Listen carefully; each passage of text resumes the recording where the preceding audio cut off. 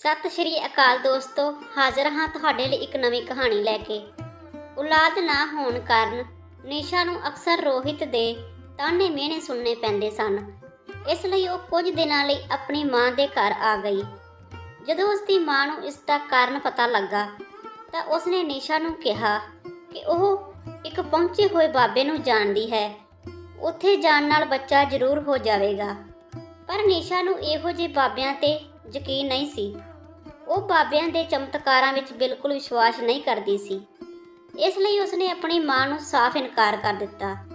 ਮਾਂ ਨੇ ਉਸ ਨੂੰ ਕਿਹਾ ਕਿ ਜੇਕਰ ਉਹ ਬਾਬੇ ਕੋਲ ਨਹੀਂ ਜਾਣਾ ਚਾਹੁੰਦੀ ਤਾਂ ਆਪਣੇ ਪਤੀ ਦੇ ਘਰ ਵਾਪਸ ਚਲੀ ਜਾਵੇ। ਜਦੋਂ ਨਿਸ਼ਾ ਨੇ ਰੋਹਿਤ ਨਾਲ ਗੱਲ ਕੀਤੀ ਤਾਂ ਉਸਨੇ ਕਿਹਾ ਕਿ ਉਹ ਉਸ ਨੂੰ ਤਲਾਕ ਦੇਣਾ ਚਾਹੁੰਦਾ ਹੈ ਕਿਉਂਕਿ ਉਹ ਬੱਚਾ ਪੈਦਾ ਨਹੀਂ ਕਰ ਸਕਦੀ। ਹੁਣ ਨਿਸ਼ਾ ਕੋਲ ਆਪਣੀ ਮਾਂ ਦਾ ਕਹਿਣਾ ਮੰਨਣ ਤੋਂ ਇਲਾਵਾ ਹੋਰ ਕੋਈ ਚਾਰਾ ਨਹੀਂ ਬਚਿਆ ਸੀ। ਇੱਕ ਦਿਨ ਜਦੋਂ ਨਿਸ਼ਾ ਆਪਣੀ ਮਾਂ ਨਾਲ ਬਾਬੇ ਦੇ ਡੇਰੇ ਗਈ ਤਾਂ ਉਸ ਨੂੰ ਪਤਾ ਲੱਗਾ ਕਿ ਡੇਰੇ ਵਿੱਚ ਮਰਦਾਂ ਦੇ ਆਉਣ ਦੀ ਮਨਾਹੀ ਹੈ।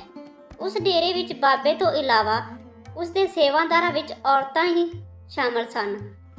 ਬਾਬੇ ਦੀਆਂ ਚੇਲੀਆਂ ਨੇ ਨਿਸ਼ਾ ਨੂੰ ਕਾਗਜ਼ ਦੇ ਟੁਕੜੇ ਤੇ ਆਪਣੀ ਮਨਪਸੰਦ ਮਠਿਆਈ ਦਾ ਨਾਮ ਲਿਖਣ ਲਈ ਕਿਹਾ। ਨਿਸ਼ਾ ਨੂੰ ਕੁਝ ਸਮਝ ਨਹੀਂ ਆ ਰਿਹਾ ਸੀ, ਪਰ ਉਸਨੇ ਆਪਣੀ ਮਾਂ ਦੀ ਇੱਛਾ ਪੂਰੀ ਕਰਨ ਲਈ ਸਭ ਕੁਝ ਕੀਤਾ। ਨਿਸ਼ਾ ਨੇ ਉਸ ਕਾਗਜ਼ ਤੇ ਆਪਣੀ ਪਸੰਦੀਦਾ ਮਠਿਆਈ ਦਾ ਨਾਮ ਲਿਖ ਕੇ ਇੱਕ ਡੱਬੇ ਵਿੱਚ ਪਾ ਦਿੱਤਾ। ਬਾਬੇ ਦੀਆਂ ਚੇਲੀਆਂ ਨੇ ਉਸ ਡੱਬੇ ਨੂੰ ਤਾਲਾ ਲਗਾ ਦਿੱਤਾ। ਤਾਲਾ ਲਗਾ ਕੇ ਡੱਬਾ ਨਿਸ਼ਾ ਦੇ ਹੱਥ ਵਿੱਚ ਫੜਾ ਦਿੱਤਾ ਤੇ ਕਿਹਾ ਕਿ ਇਹ ਡੱਬਾ ਲੈ ਕੇ ਬਾਬੇ ਦੇ ਕਮਰੇ ਵਿੱਚ ਚਲੀ ਜਾ। ਬਾਬੇ ਨੇ ਆਪਣੀ ਚਮਤਕਾਰੀ ਸ਼ਕਤੀ ਦੇ ਨਾਲ ਇਸ ਕਾਗਜ਼ ਵਿੱਚ ਕੀ ਲਿਖਿਆ ਹੈ ਪਤਾ ਲਗਾ ਲਿਆ ਹੈ। ਕਮਰੇ ਵਿੱਚ ਨਿਸ਼ਾ ਨੂੰ ਉਹੀ ਮਠਿਆਈ ਖਾਣ ਨੂੰ ਦਿੱਤੀ ਗਈ ਜੋ ਉਸਨੇ ਕਾਗਜ਼ ਤੇ ਲਿਖੀ ਸੀ। ਨਿਸ਼ਾ ਹੈਰਾਨ ਸੀ ਕਿ ਬਾਬੇ ਨੂੰ ਕਿਵੇਂ ਪਤਾ ਲੱਗਾ ਕਿ ਕਾਗਜ਼ ਤੇ ਮੈਂ ਕੀ ਲਿਖਿਆ ਸੀ। ਨਿਸ਼ਾ ਨੇ ਬਹੁਤ ਸੋਚਿਆ ਪਰ ਉਸ ਨੂੰ ਕੋਈ ਸਮਝ ਨਾ ਆਈ। ਨਿਸ਼ਾ ਦੀ ਸਮੱਸਿਆ ਜਾਣਨ ਤੋਂ ਬਾਅਦ ਬਾਬੇ ਨੇ ਕਿਹਾ, ਜੇਕਰ ਤੂੰ ਗਰਭਵਤੀ ਹੋਣਾ ਚਾਹੁੰਦੀ ਹੈ ਤਾਂ ਤੈਨੂੰ ਸਾਰੀ ਰਾਤ ਇਸ ਕਮਰੇ ਵਿੱਚ ਇਕੱਲੀ ਰਹਿਣਾ ਪਵੇਗਾ ਕਿਉਂਕਿ ਇਹ ਮੇਰਾ ਚਮਤਕਾਰੀ ਕਮਰਾ ਹੈ। ਇਸ ਕਮਰੇ ਵਿੱਚ ਸੌਣ ਨਾਲ ਤੂੰ ਗਰਭਵਤੀ ਹੋ ਜਾਵੇਂਗੀ।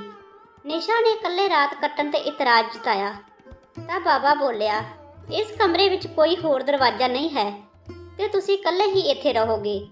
ਕਮਰੇ ਨੂੰ ਬਾਹਰ ਤਾਲਾ ਲਾ ਦਿੱਤਾ ਜਾਵੇਗਾ ਜਿਸ ਦੀ ਇੱਕ ਚਾਬੀ ਤੁਹਾਡੀ ਮਾਂ ਕੋਲ ਹੋਵੇਗੀ। ਕਮਰੇ ਵਿੱਚ ਕੋਈ ਨਹੀਂ ਆ ਸਕਦਾ। ਨਿਸ਼ਾ ਝਿਜਕਦਿਆਂ ਹੋਇਆਂ ਕਮਰੇ ਵਿੱਚ ਰਾਤ ਕੱਟਣ ਲਈ ਤਿਆਰ ਹੋ ਗਈ। ਜਦੋਂ ਬਾਬਾ ਤੇ ਉਸ ਦੀ ਮਾਂ ਕਮਰੇ ਵਿੱਚੋਂ ਬਾਹਰ ਆਉਣ ਲੱਗੇ ਤਾਂ ਬਾਬੇ ਨੇ ਕਿਹਾ, ਨਿਸ਼ਾ ਮੈਂ ਜੋ ਪ੍ਰਸ਼ਾਦ ਦਿੱਤਾ ਹੈ ਉਹ ਹੁਣੇ ਖਾ ਲੈਣਾ। ਨਿਸ਼ਾ ਨੇ ਮਠਿਆਈ ਖਾਧੀ ਤੇ ਬਾਬੇ ਨੇ ਬਾਹਰ ਆ ਕੇ ਕਮਰੇ ਨੂੰ ਤਾਲਾ ਲਗਾ ਕੇ ਚਾਬੀ ਨਿਸ਼ਾ ਦੀ ਮਾਂ ਨੂੰ ਦੇ ਦਿੱਤੀ। ਮਠਿਆਈ ਖਾਣ ਤੋਂ ਬਾਅਦ ਨਿਸ਼ਾ ਨੂੰ ਅਜੀਬ ਜਿਹਾ ਮਹਿਸੂਸ ਹੋਇਆ। ਉਹ ਆਪਣੇ ਹੋਸ਼ ਗਵਾਉਣ ਲੱਗੀ ਸੀ ਤੇ ਉਸ ਦੀ ਨੀਂਦ ਸਵੇਰ ਹੋਣ ਤੇ ਖੁੱਲੀ। ਅਗਲੀ ਸਵੇਰੇ ਉਸ ਦੀ ਮਾਂ ਨੇ ਬੰਦ ਕਮਰੇ ਦਾ ਦਰਵਾਜ਼ਾ ਖੋਲ੍ਹਿਆ। ਕਮਰੇ ਤੋਂ ਬਾਹਰ ਨਿਕਲਦੇ ਸਮੇਂ ਨਿਸ਼ਾ ਸੋਚ ਰਹੀ ਸੀ ਕਿ ਉਸ ਮਠਿਆਈ ਵਿੱਚ ਅਜਿਹਾ ਕੀ ਸੀ ਜਿਸ ਨੂੰ ਖਾਣ ਤੋਂ ਬਾਅਦ ਉਸ ਨੂੰ ਅਜੀਬ ਜਿਹਾ ਮਹਿਸੂਸ ਹੋ ਗਿਆ। ਤੇ ਉਸ ਤੋਂ ਬਾਅਦ ਕੀ ਹੋਇਆ ਉਸ ਨੂੰ ਨਹੀਂ ਪਤਾ, ਪਰ ਉਹ ਬੇਪਰਵਾਹ ਸੀ ਕਿਉਂਕਿ ਉਸ ਕਮਰੇ ਦੀ ਚਾਬੀ ਤਾਂ ਮਾਂ ਕੋਲ ਸੀ ਤੇ ਕਮਰੇ ਵਿੱਚ ਦਾਖਲ ਹੋਣ ਲਈ ਹੋਰ ਕੋਈ ਦਰਵਾਜ਼ਾ ਵੀ ਨਹੀਂ ਸੀ। ਨਿਸ਼ਾ ਨੂੰ ਬਾਬੇ ਦੇ ਆਸ਼ਰਮ ਤੋਂ ਵਾਪਸ ਆਏ 2 ਮਹੀਨੇ ਬੀਤ ਚੁੱਕੇ ਸਨ ਕਿ ਇੱਕ ਦਿਨ ਅਚਾਨਕ ਉਸ ਨੂੰ ਉਲਟੀਆਂ ਆਉਣ ਲੱਗੀਆਂ। ਜਦੋਂ ਉਸਨੇ ਆਪਣੇ ਡਾਕਟਰ ਦੋਸਤ ਸੁਨੀਲ ਤੋਂ ਚੈੱਕਅਪ ਕਰਾਇਆ ਤਾਂ ਪਤਾ ਲੱਗਾ ਕਿ ਉਹ ਪੇਟ ਤੋਂ ਹੈ। ਨਿਸ਼ਾ ਨੇ ਡਾਕਟਰ ਸੁਨੀਲ ਦੀ ਗੱਲ ਤੇ ਵਿਸ਼ਵਾਸ ਨਹੀਂ ਕੀਤਾ ਕਿਉਂਕਿ ਉਹ ਆਪਣੇ ਪਤੀ ਨੂੰ ਨਹੀਂ ਮਿਲੀ ਸੀ। ਉਹਨਾਂ ਨੂੰ ਵੱਖ ਹੋਇਆਂ ਨੂੰ 5 ਮਹੀਨੇ ਤੋਂ ਵੱਧ ਸਮਾਂ ਹੋ ਗਿਆ ਸੀ। ਫਿਰ ਉਹ ਗਰਭਵਤੀ ਕਿਵੇਂ ਹੋ ਸਕਦੀ ਸੀ? ਨਿਸ਼ਾ ਨੇ ਡਾਕਟਰ ਸੁਨੀਲ ਨੂੰ ਕਿਹਾ, ਡਾਕਟਰ ਸਾਹਿਬ ਰਿਪੋਰਟ ਨੂੰ ਇੱਕ ਵਾਰ ਫਿਰ ਦੇਖੋ। ਜਾਂਚ ਰਿਪੋਰਟ ਵਿੱਚ ਕੋਈ ਕਮੀ ਨਹੀਂ ਹੋਣੀ ਚਾਹੀਦੀ। ਪਰ ਡਾਕਟਰ ਸੁਨੀਲ ਨੇ ਦੱਸਿਆ ਕਿ ਉਸ ਦੀ ਰਿਪੋਰਟ ਬਿਲਕੁਲ ਠੀਕ ਹੈ ਤੇ ਉਹ ਤੰਦਰੁਸਤ ਹੈ। ਘਰ ਪਹੁੰਚਣ ਤੇ ਨਿਸ਼ਾ ਨੇ ਜਦੋਂ ਆਪਣੀ ਮਾਂ ਨੂੰ ਗਰਭਵਤੀ ਹੋਣ ਬਾਰੇ ਦੱਸਿਆ ਤਾਂ ਮਾਂ ਦੀ ਖੁਸ਼ੀ ਦਾ ਕੋਈ ਟਿਕਾਣਾ ਨਾ ਰਿਹਾ। ਪਰ ਜਦੋਂ ਨਿਸ਼ਾ ਨੇ ਕਿਹਾ ਉਹ 5 ਮਹੀਨਿਆਂ ਤੋਂ ਰੋਹਿਤ ਨੂੰ ਨਹੀਂ ਮਿਲੀ ਤਾਂ ਅਜਿਹਾ ਕਿਵੇਂ ਹੋ ਸਕਦਾ ਹੈ? ਨਿਸ਼ਾ ਨੇ ਕਿਹਾ, ਬਾਬੇ ਦੇ ਆਸ਼ਰਮ ਵਿੱਚ ਮੇਰੇ ਨਾਲ ਬਲਾਤਕਾਰ ਹੋਇਆ ਹੈ। ਤੁਸੀਂ ਬਾਬੇ ਦੇ ਸਿਮਰਨ ਕਮਰੇ ਦੀ ਚਾਬੀ ਕਿਸੇ ਨੂੰ ਦਿੱਤੀ ਸੀ? ਤਾਂ ਮਾਂ ਨੇ ਕਿਹਾ, ਨਹੀਂ, ਮੈਂ ਚਾਬੀ ਸਾਰੀ ਰਾਤ ਆਪਣੇ ਕੋਲ ਰੱਖੀ ਸੀ ਤੇ ਮੈਂ ਸਵੇਰੇ ਦਰਵਾਜ਼ਾ ਵੀ ਆਪ ਖੋਲ੍ਹਿਆ ਸੀ। ਨਿਸ਼ਾ ਇਹ ਮੰਨਣ ਨੂੰ ਤਿਆਰ ਨਹੀਂ ਸੀ। ਉਸਨੇ ਦੱਸਿਆ ਕਿ ਬਾਬੇ ਦੇ ਆਸ਼ਰਮ ਵਿੱਚ ਹੀ ਉਸ ਨਾਲ ਬਲਾਤਕਾਰ ਕੀਤਾ ਗਿਆ ਹੈ। ਜਿਸ ਕਾਰਨ ਉਸਦੇ ਪੇਟ ਵਿੱਚ ਬੱਚਾ ਪਲ ਰਿਹਾ ਹੈ। ਪਰ ਉਸਦੀ ਮਾਂ ਬਾਬੇ ਦੇ ਖਿਲਾਫ ਇੱਕ ਵੀ ਗੱਲ ਸੁਣਨ ਨੂੰ ਤਿਆਰ ਨਹੀਂ ਸੀ। ਉਹ ਇਸ ਨੂੰ ਬਾਬੇ ਦਾ ਚਮਤਕਾਰ ਸਮਝ ਰਹੀ ਸੀ। ਜਦੋਂ ਨਿਸ਼ਾ ਨੇ ਰੋਹਿਤ ਨੂੰ ਫੋਨ ਕਰਕੇ ਇਹ ਗੱਲ ਦੱਸੀ ਤਾਂ ਉਸ ਨੇ ਉਸ ਤੇ ਚਰਿੱਤਰਹੀਣ ਹੋਣ ਦਾ ਦੋਸ਼ ਲਾਇਆ ਤੇ ਇਹ ਕਹਿ ਕੇ ਕਾਲ ਕੱਟ ਦਿੱਤੀ ਕਿ ਉਹ ਦੁਬਾਰਾ ਕਦੇ ਉਸ ਨੂੰ ਫੋਨ ਨਾ ਕਰੇ। ਦੂਜੇ ਪਾਸੇ ਨਿਸ਼ਾ ਨੂੰ ਪੂਰਾ ਯਕੀਨ ਹੋ ਗਿਆ ਸੀ ਕਿ ਉਸ ਰਾਤ ਬਾਬੇ ਦੇ ਆਸ਼ਰਮ ਵਿੱਚ ਕਿਸੇ ਨੇ ਉਸ ਨਾਲ ਬਿਸਤਰਾ ਸਾਂਝਾ ਕੀਤਾ ਸੀ। ਉਹ ਵੀ ਉਸ ਬੰਦ ਕਮਰੇ ਵਿੱਚ ਕੁਝ ਨਾ ਕੁਝ ਤਾਂ ਪੱਕਾ ਹੋਇਆ ਹੈ। ਉੱਥੇ ਜ਼ਰੂਰ ਕੋਈ ਗੁਪਤ ਦਰਵਾਜ਼ਾ ਹੈ ਜਿਸ ਰਾਹੀਂ ਕੋਈ ਵਿਅਕਤੀ ਉਸ ਕਮਰੇ ਵਿੱਚ ਦਾਖਲ ਹੁੰਦਾ ਹੈ ਤੇ ਪੇਟ ਭਰਨ ਦੇ ਲਾਲਚ ਵਿੱਚ ਸਾਧਨਾ ਕਮਰੇ ਵਿੱਚ ਰਾਤ ਕੱਟਣ ਵਾਲੀਆਂ ਔਰਤਾਂ ਨਾਲ ਬਲਾਤਕਾਰ ਕਰਦਾ ਹੈ। ਨਿਸ਼ਾ ਨੇ ਹੁਣ ਫੈਸਲਾ ਕਰ ਲਿਆ ਸੀ ਕਿ ਉਹ ਉਸ ਪਖੰਡੀ ਬਾਬੇ ਦੀ ਸੱਚਾਈ ਦੁਨੀਆ ਦੇ ਸਾਹਮਣੇ ਲਿਆਵੇਗੀ। ਨਿਸ਼ਾ ਨੇ ਜਦੋਂ ਆਪਣੀ ਮਾਂ ਨੂੰ ਆਪਣੀਆਂ ਭਾਵਨਾਵਾਂ ਦੱਸੀਆਂ ਤਾਂ ਮਾਂ ਬਾਬੇ ਦੇ ਖਿਲਾਫ ਜਾਣ ਲਈ ਤਿਆਰ ਨਹੀਂ ਸੀ। ਪਰ ਜਦੋਂ ਨਿਸ਼ਾ ਨੇ ਆਪਣੀ ਜਾਨ ਦੇਣ ਦੀ ਗੱਲ ਕੀਤੀ ਤਾਂ ਉਸਦੀ ਮਾਂ ਉਸਦਾ ਸਾਥ ਦੇਣ ਲਈ ਤਿਆਰ ਹੋ ਗਈ। ਇੱਕ ਵਾਰ ਫਿਰ ਨਿਸ਼ਾ ਬਾਬੇ ਦੇ ਆਸ਼ਰਮ ਪਹੁੰਚੀ ਤੇ ਬਾਬੇ ਨੂੰ ਆਖਿਆ ਕਿ ਉਹ ਉਸਦੇ ਚਮਤਕਾਰ ਕਾਰਨ ਗਰਭਵਤੀ ਹੋ ਗਈ ਹੈ, ਪਰ ਉਸਦਾ ਪਤੀ ਉਸ ਨੂੰ ਤਲਾਕ ਦੇ ਕੇ ਦੁਬਾਰਾ ਵਿਆਹ ਕਰਨ ਜਾ ਰਿਹਾ ਹੈ। ਇਸ ਲਈ ਉਹ ਨਹੀਂ ਚਾਹੁੰਦੀ ਕਿ ਉਹ ਗਰਭਵਤੀ ਰਹੇ। ਇਸ ਲਈ ਕੋਈ ਚਮਤਕਾਰ ਕਰਕੇ ਉਸ ਨੂੰ ਰੋਕ ਲਵੋ। ਬਾਬੇ ਨੇ ਨਿਸ਼ਾ ਨੂੰ ਇੱਕ ਪੁੜੀ ਦਿੱਤੀ ਤੇ ਕਿਹਾ, ਤੂੰ ਇਸ ਚਮਤਕਾਰੀ ਪਦਾਰਥ ਦਾ ਸੇਵਨ ਕਰ। ਇਸ ਨਾਲ ਤੁਹਾਡੀਆਂ ਸਾਰੀਆਂ ਪਰੇਸ਼ਾਨੀਆਂ ਦੂਰ ਹੋ ਜਾਣਗੀਆਂ ਤੇ ਤੁਹਾਡੇ ਪੇਟ ਵਿੱਚ ਪਲ ਰਿਹਾ ਬੱਚਾ ਵੀ ਆਪਣੇ ਆਪ ਸ਼ੁਭ ਮੰਤਰ ਹੋ ਜਾਵੇਗਾ।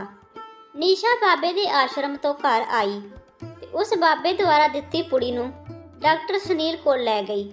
ਡਾਕਟਰ ਸੁਨੀਲ ਨੇ ਉਸ ਪੁੜੀ ਨੂੰ ਜਾਂਚ ਲਈ ਲੈਬ ਵਿੱਚ ਭੇਜਿਆ ਤੇ ਉਸ ਵਿੱਚ ਬੱਚੇ ਨੂੰ ਗਰਭਵਾਤ ਕਰਨ ਦੀ ਦਵਾਈ ਪਾਈ ਗਈ ਸੀ।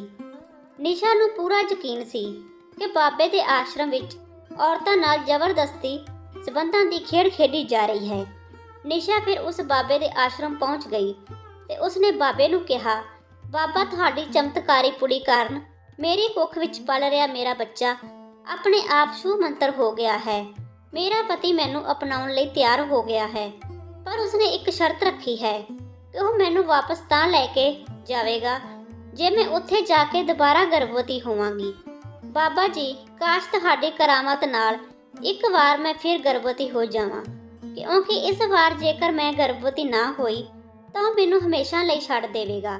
ਬਾਬਾ ਬੋਲਿਆ, ਤੁਸੀਂ ਦੁਬਾਰਾ ਗਰਭਵਤੀ ਹੋ ਸਕਦੇ ਹੋ, ਤੁਹਾਨੂੰ ਬਸ ਇੱਕ ਰਾਤ ਸਾਧਨਾ ਕਮਰੇ ਵਿੱਚ ਕੱਟਣੀ ਪਵੇਗੀ। ਨਿਸ਼ਾ ਰਾਤ ਸਾਧਨਾ ਕਮਰੇ ਵਿੱਚ ਬਿਤਾਉਣ ਲਈ ਰਾਜੀ ਹੋ ਗਈ, ਪਰ ਇਸ ਵਾਰ ਉਹ ਪੁਲਿਸ ਨੂੰ ਮਿਲੀ ਹੋਈ ਸੀ ਤੇ ਉਸ ਬਾਬੇ ਦੀ ਸੱਚਾਈ ਦੱਸ ਦਿੱਤੀ। ਪਰ ਪੁਲਿਸ ਸਬੂਤਾਂ ਤੋਂ ਬਿਨਾਂ ਉਸ ਬਾਬੇ ਦੇ ਹੱਥ ਨਹੀਂ ਪਾ ਸਕਦੀ ਸੀ। ਇਸ ਲਈ ਪੁਲਿਸ ਨੇ ਨਿਸ਼ਾ ਨੂੰ ਸਬੂਤ ਇਕੱਠੇ ਕਰਨ ਲਈ ਦੁਬਾਰਾ ਬਾਬੇ ਕੋਲ ਜਾਣ ਲਈ ਕਿਹਾ। ਇਸ ਵਾਰ ਨਿਸ਼ਾ ਪੂਰੀ ਤਿਆਰੀ ਨਾਲ ਬਾਬਾ ਦੇ ਆਸ਼ਰਮ ਆਈ ਤੇ ਕਿਹਾ ਕਿ ਉਸ ਦੀ ਮਾਹਵਾਰੀ ਤੋਂ ਬਾਅਦ 13ਵਾਂ ਦਿਨ ਹੈ। ਬਾਬਾ ਸਾਧਨੇ ਕਮਰੇ ਵਿੱਚ ਬੈਠਾ ਸੀ ਤੇ ਨਿਸ਼ਾ ਨਾਲ ਆਈ ਉਸ ਦੂਜੀ ਔਰਤ ਨੂੰ ਦੇਖ ਕੇ ਹੈਰਾਨ ਰਹਿ ਗਿਆ ਤੇ ਪੁੱਛਿਆ, ਇਹ ਕੌਣ ਹੈ? ਪੁੱਛਣ ਤੇ ਨਿਸ਼ਾ ਨੇ ਦੱਸਿਆ, ਇਹ ਮੇਰੀ ਭੂਆ ਹੈ ਬਾਬਾ ਜੀ। ਅੱਜ ਮਾਂ ਦੀ ਤਬੀਅਤ ਖਰਾਬ ਹੋਣ ਕਾਰਨ ਮੈਨੂੰ ਆਪਣੀ ਭੂਆ ਨਾਲ ਆਉਣਾ ਪਿਆ। ਹਕੀਕਤ ਤਾਂ ਇਹ ਸੀ ਕਿ ਨਿਸ਼ਾ ਦੇ ਨਾਲ ਆਈ ਔਰਤ ਪੁਲਿਸ ਵਾਲੀ ਔਰਤ ਸੀ। ਬਾਬੇ ਦੇ ਆਸ਼ਰਮ ਵਿੱਚ ਹੋਰ ਮਹਿਲਾ ਪੁਲਿਸ ਵੀ ਸ਼ਰਧਾਲੂਆਂ ਵਾਂਗ ਫੈਲੀ ਹੋਈ ਸੀ। ਬਾਬੇ ਨੇ ਨਿਸ਼ਾ ਨੂੰ ਫਿਰ ਉਹੀ ਮਠਿਆਈ ਖਾਣ ਲਈ ਦਿੱਤੀ ਜੋ ਉਸਨੇ ਪਰਚੀ ਤੇ ਲਿਖੀ ਸੀ, ਪਰ ਇਸ ਵਾਰ ਨਿਸ਼ਾ ਨੂੰ ਕੋਈ ਹੈਰਾਨੀ ਨਹੀਂ ਹੋਈ ਕਿਉਂਕਿ ਉਸ ਨੂੰ ਪਤਾ ਲੱਗ ਗਿਆ ਸੀ ਕਿ ਬਾਬਾ ਨੂੰ ਪਰਚੀ ਤੇ ਲਿਖਿਆ ਸਭ ਕੁਝ ਪਤਾ ਹੈ। ਇਸ ਪਿੱਛੇ ਜ਼ਰੂਰ ਕੋਈ ਨਾ ਕੋਈ ਰਾਜ ਸੀ ਜਿਸ ਦਾ ਅੱਜ ਮੈਂ ਖੁਲਾਸਾ ਕਰਨ ਆਈ ਹਾਂ। ਇਸ ਸੋਚ ਵਿੱਚ ਨਿਸ਼ਾ ਪਈ ਸੀ ਕਿ ਬਾਬੇ ਦੀ ਆਵਾਜ਼ ਉਸਦੇ ਕੰਨਾਂ ਵਿੱਚ ਗੂੰਜਦੀ ਹੈ।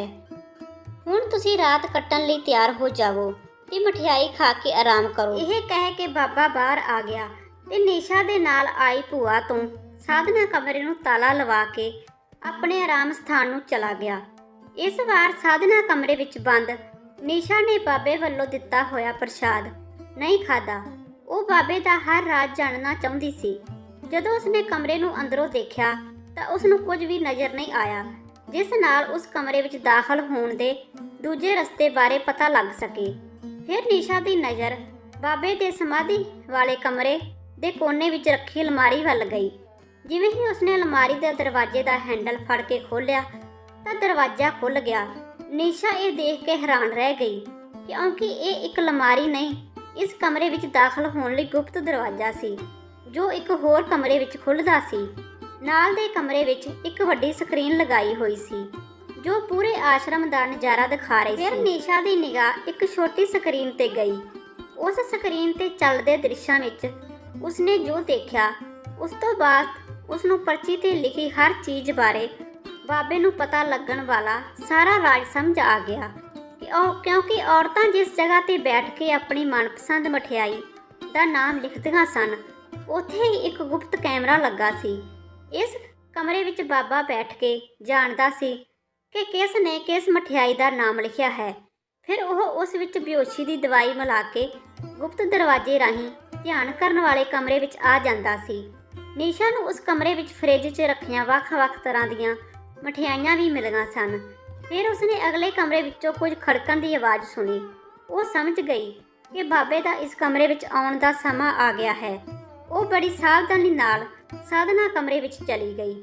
ਉਹ ਆਪਣੇ ਨਾਲ ਆਈ ਲੇਡੀ ਪੁਲਿਸ ਨੂੰ ਫੋਨ ਕਰ ਦਿੰਦੀ ਹੈ। ਨਿਸ਼ਾ ਬੇਹੋਸ਼ ਹੋਣ ਦਾ ਬਹਾਨਾ ਲਾ ਕੇ ਕਮਰੇ ਦੇ ਬੈੱਡ ਤੇ ਪਈ ਸੀ। ਬਾਬਾ ਕਮਰੇ ਵਿੱਚ ਆ ਗਿਆ ਸੀ। ਨਿਸ਼ਾ ਚੋਰੀ ਸਭ ਕੁਝ ਦੇਖ ਰਹੀ ਸੀ। ਬਾਬੇ ਨੇ ਕੱਪੜੇ ਲਾ ਲਏ ਸਨ। ਉਹ ਨਿਸ਼ਾ ਦੇ ਉੱਤੇ ਆਉਣ ਹੀ ਲੱਗਾ ਸੀ ਕਿ ਨਿਸ਼ਾ ਦਾ ਹੈਰਾਨ ਕਰਨ ਵਾਲਾ ਥੱਪੜ ਬਾਬੇ ਦੇ ਕੰਨ ਤੇ ਪਿਆ। ਆਪਣੇ ਆਪ ਨੂੰ ਸੰਭਾਲਦੇ ਹੋਏ ਬਾਬੇ ਨੇ ਨਿਸ਼ਾ ਨੂੰ ਫੜਨ ਦੀ ਕੋਸ਼ਿਸ਼ ਕੀਤੀ, ਪਰ ਨਿਸ਼ਾ ਦਾ ਪੈਰ ਬਾਬੇ ਦੇ ਗੁਪਤ ਅੰਗ ਤੇ ਵੱਜਾ ਤਾਂ ਉਹ ਸਾਹ ਘੁੱਟ ਕੇ ਹੇਠਾਂ ਡਿੱਗ ਪਿਆ। ਨਿਸ਼ਾ ਨੇ ਉੱਚੀ ਚੀਕਿਆ ਤਾਂ ਉਦੋਂ ਹੀ ਕਮਰੇ ਦਾ ਦਰਵਾਜ਼ਾ ਖੁੱਲ੍ਹ ਗਿਆ ਤੇ ਕਈ ਪੁਲਿਸ ਵਾਲੇ ਉਸੇ ਵੇਲੇ ਕਮਰੇ ਵਿੱਚ ਆ ਗਏ।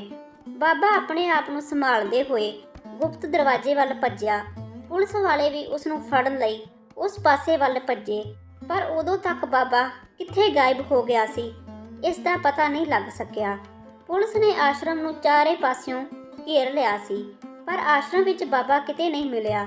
ਉਦੋਂ ਹੀ ਆਸ਼ਰਮ ਦੀ ਇੱਕ ਸਾਧਵੀ ਨੇ ਜੋ ਦੱਸਿਆ, ਉਹ ਸੁਣ ਕੇ ਪੁਲਿਸ ਵਾਲੇ ਵੀ ਹੈਰਾਨ ਰਹਿ ਗਏ। ਉਸ ਸਾਧਵੀ ਨੇ ਦੱਸਿਆ, ਮੇਰੀ ਭੈਣ ਵੀ ਇਸ ਬਾਬੇ ਦੇ ਚੱਕਰ ਵਿੱਚ ਪੈ ਕੇ ਇਸ ਦੀ ਚੇਲੀ ਬਣ ਗਈ ਸੀ, ਪਰ ਇੱਕ ਦਿਨ ਉਸ ਨੂੰ ਬਾਬੇ ਦਾ ਰਾਜ਼ ਪਤਾ ਲੱਗਾ ਤਾਂ ਉਸ ਨੇ ਬਾਬੇ ਦੀਆਂ ਸਾਰੀਆਂ ਕਰਤੂਤਾਂ ਦੀ ਵੀਡੀਓ ਵੀ ਬਣਾ ਲਈ। ਪਰ ਬਾਬੇ ਨੂੰ ਇਸ ਗੱਲ ਦਾ ਪਤਾ ਲੱਗ ਗਿਆ ਤੇ ਮੇਰੀ ਭੈਣ ਨੂੰ ਗਾਇਬ ਕਰਾ ਦਿੱਤਾ। ਉਦੋਂ ਤੋਂ ਮੈਂ ਆਪਣੀ ਭੈਣ ਦੀ ਭਾਲ ਲਈ ਬਾਬੇ ਦੇ ਖਿਲਾਫ ਸਬੂਤ ਇਕੱਠੇ ਕਰਨ ਲਈ ਇੱਥੇ ਚੇਲੀ ਬਣ ਗਈ ਹਾਂ। ਇਸੇ ਦੌਰਾਨ ਮੈਨੂੰ ਆਸ਼ਰਮ ਵਿੱਚ ਬਣਾਏ ਗਏ ਖੁਫੀਆ ਟਿਕਾਣਿਆਂ ਬਾਰੇ ਵੀ ਪਤਾ ਲੱਗਾ। ਬਾਬੇ ਨੇ ਆਸ਼ਰਮ ਦੇ ਅੰਦਰ ਇੱਕ ਖੁਫੀਆ ਕਮਰਾ ਬਣਾ ਕੇ ਰੱਖਿਆ ਹੈ, ਜਿਸ ਵਿੱਚ ਉਹ ਨਾ ਸਿਰਫ ਆਪਣੇ ਵਿਰੁੱਧ ਜਾਣ ਵਾਲਿਆਂ ਨੂੰ ਕੈਦ ਕਰਦਾ ਹੈ, ਸਗੋਂ ਉਹਨਾਂ ਨੂੰ ਮਾਰ ਕੇ ਉੱਥੇ ਦਫਨ ਵੀ ਕਰਦਾ ਹੈ। ਚੇਲੀ ਪੁਲਿਸ ਵਾਲਿਆਂ ਨੂੰ ਆਸ਼ਰਮ ਦੇ ਪਿੱਛੇ ਇੱਕ ਗੁਪਤ ਰਸਤੇ ਰਾਹੀਂ ਗੁਪਤ ਕਮਰੇ ਵਿੱਚ ਲੈ ਗਈ। ਉੱਥੇ ਲੁਕਿਆ ਬਾਬਾ ਫੜਿਆ ਗਿਆ। ਉਸ ਕਮਰੇ ਵਿੱਚੋਂ ਪੁਲਿਸ ਨੂੰ ਵੱਡੀ ਮਾਤਰਾ ਵਿੱਚ ਹਥਿਆਰ ਤੇ ਕੈਦ ਹੋਈਆਂ ਔਰਤਾਂ ਵੀ ਮਿਲੀਆਂ। ਉਸ ਕਮਰੇ ਵਿੱਚ ਕਈ ਕਬਰਾਂ ਸਨ, ਜਿਨ੍ਹਾਂ ਦੀ ਖੁਦਾਈ ਦੌਰਾਨ ਕਈ ਔਰਤਾਂ ਦੀਆਂ ਹੱਡੀਆਂ ਬਰਾਮਦ ਹੋਈਆਂ ਸਨ ਤੇ ਢੂੰਗੀ ਬਾਬਾ ਨੂੰ ਪੁਲਿਸ ਫੜ ਕੇ ਲੈ ਗਈ ਸੀ। ਦੋਸਤੋ, ਕਹਾਣੀ ਵਧੀਆ ਲੱਗੀ ਹੋਵੇ ਲਾਈਕ, ਸ਼ੇਅਰ ਤੇ ਕਮੈਂਟ ਕਰਕੇ ਦੱਸਿਆ ਕਰੋ। ਹੋਰ ਕਹਾਣੀਆਂ ਦੇਖਣ ਦੇ ਲਈ ਚੈਨਲ ਨੂੰ ਸਬਸਕ੍ਰਾਈਬ ਕਰ ਲਓ। ਆਪਣਾ ਕੀਮਤੀ ਸਮਾਂ ਦੇਣ ਦੇ ਲਈ ਬਹੁਤ ਬਹੁਤ ਧੰਨਵਾਦ।